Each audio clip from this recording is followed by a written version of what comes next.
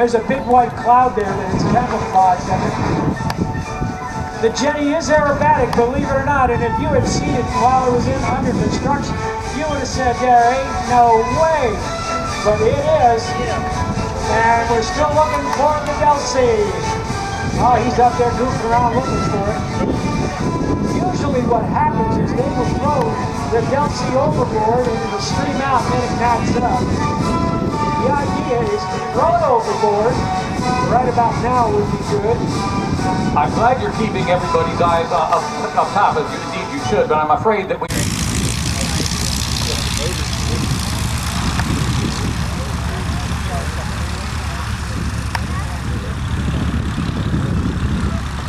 One of the unfortunate side effects. Airplane and never actually appeared in the movie.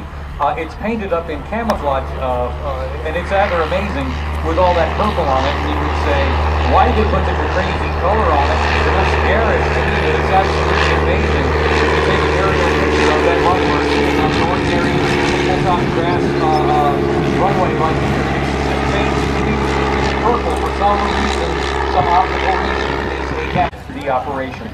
Photo recon was in fact extremely important in World War I. And that was very often sitting ducks as they were going way beyond enemy lines. And here's the airplane that your funding helped us do so much. Fokker triplane replica as flown by Lothar von Richthofen, the brother of the infamous Baron Manfred von Richthofen.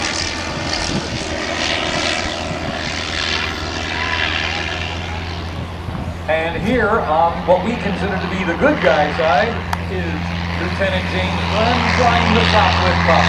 James Glenn was a famous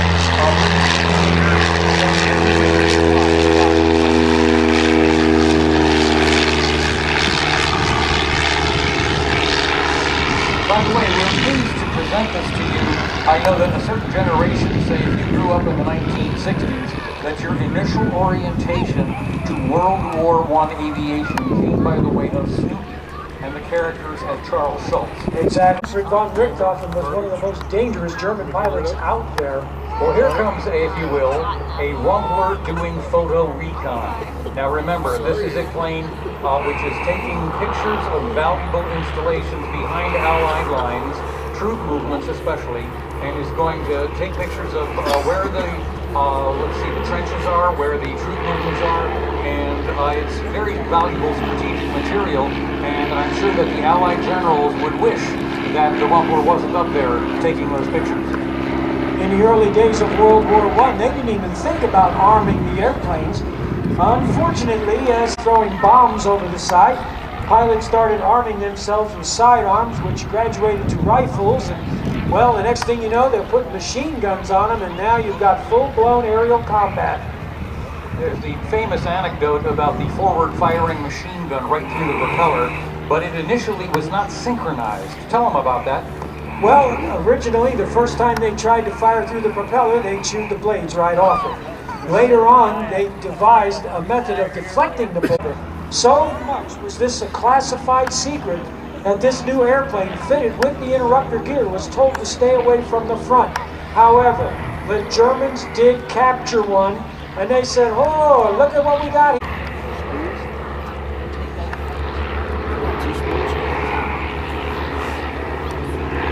Okay, and here we go. Wait a second, that Rumbler's having a quite easy time of it. He's concentrating on what's below him, and that dog isn't all he should be concentrating on. This is a good Rumbler. He's got a solid cup on his tail. That's a bad place to be. Especially when you have a top-notch Allied pilot like James Glenn. Oh boy, that's not good. When you get on somebody's tail, that is the optimum firing position.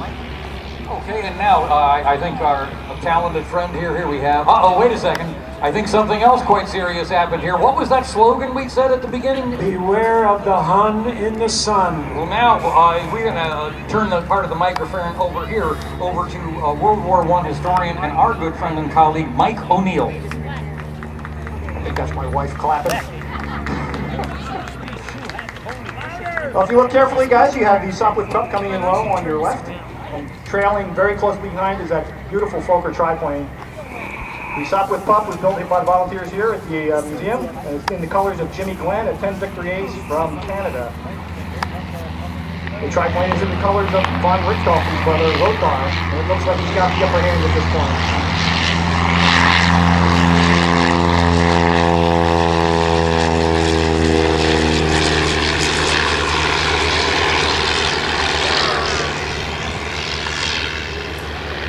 Not since 1917 we've seen that sight. And we're getting to see it here today. This is extraordinarily rare. You'd have to go to Rhinebeck to see something like this, but yet here we have our very own World War I airplanes here for you at the Golden Age Air Museum. And Lothar's coming around. Circling dogfight. That was very common in World War I and World War II. For James Glenn, this is no easy prey like the Rumpler was. This is a serious fighter, man of war, equivalent to his skill.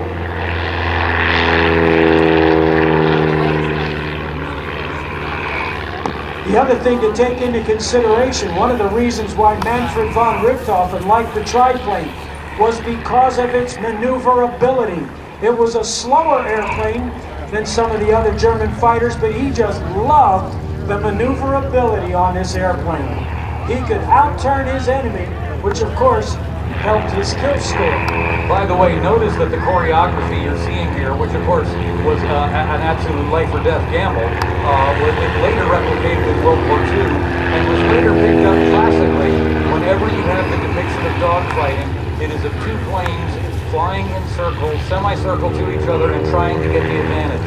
This was even replicated in the 1977 space western Star Wars. That's right, this kind of dogfighting was the inspiration for a lot of the dogfight scenes that you saw throughout. Sailing, you wanted to make sure and never have anyone cross your T. Then certainly in the world of dogfighting, you never wanted anyone, what did you say, Eddie? On your six. And look at that. Right on the six. Here comes Lothar. Perfect firing position.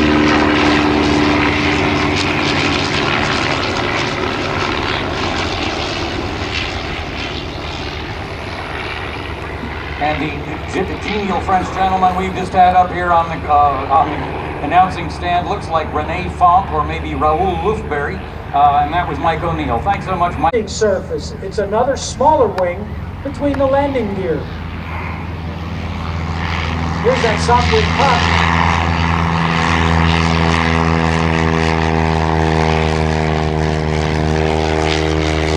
Triplane. Let's listen to the difference in engines.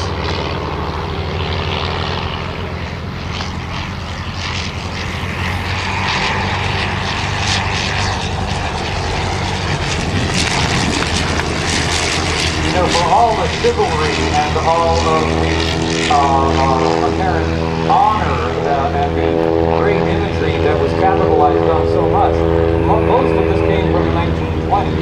The reality of World War I aerial combat was brutal, short, dirty, and deadly. It was only later that the polished imagery we now take for granted came from this all too serious combat. But still, once it became a fascination. I don't think there's a kid in the country who didn't at some point or another want to be a World War I flying ace. Would you agree? Absolutely. I know I always thought about World War I flying aircraft and the aces of the period like Eddie Rickenbacker. Frank Luke? Frank Luke, yep, he went after balloons. He was famous for shooting down German balloons.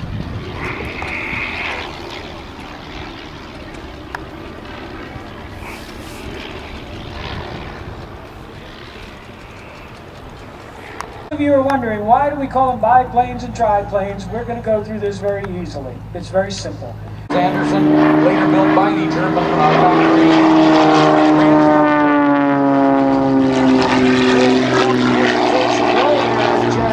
bring this airplane across the sky. On to the vertical. Let's keep an eye on him. Airspeed's bleeding off. There's the rudder kick. It's the hammerhead stall turn. Oh, that air show smoke looks good here against these beautiful blue skies.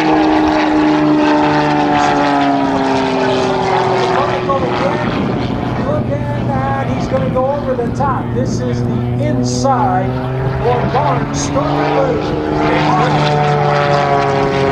Trailing that smoke means that Jerry Wells is saying, you're going to see every bit I've done. So the smoke It's all the way up. He's got 300 horsepower in his airplane. Oh, look at this, using all the controls at the same time.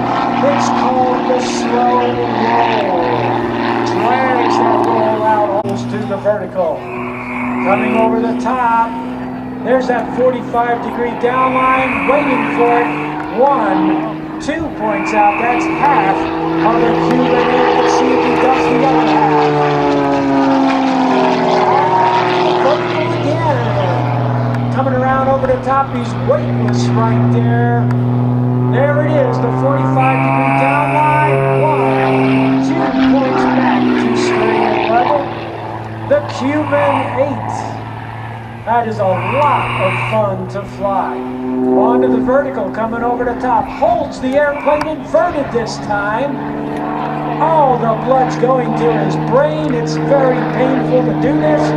You are literally hanging by the shoulders. Oh, I've done sustained inverted flight. You get a headache. calculates the half roll into 4 separate points. It shows top-notch flying ability.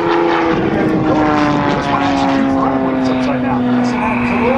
He's got inverted fuel and oil, I'm sure. Oh, look at this. He's doing it the hard way. He's inverted. He's pushing out, which means there's even more blood to your brain now because of our physiology, which is a big word saying the way that we're built. We can tolerate the G's that are pushing him into the seat of the airplane, which are positive G's, a lot better than we can tolerate the negative G's. Those are the G forces that are trying to push us out of the airplane. I think you mean how we're built. You mean how Jerry Wells is built. Well, not necessarily how you and I are built. Oh yeah, well he's developed a tolerance for it. Your body will acclimate to the G forces, but still, it's a rough ride. 45-degree angle going up. Keep an eye on it. Whoa, here it comes, tumbling nose over tail. It's called the Lumshabah. Czechoslovakian word that means drunk idiot. Well, it also means a headache. That's definitely one thing.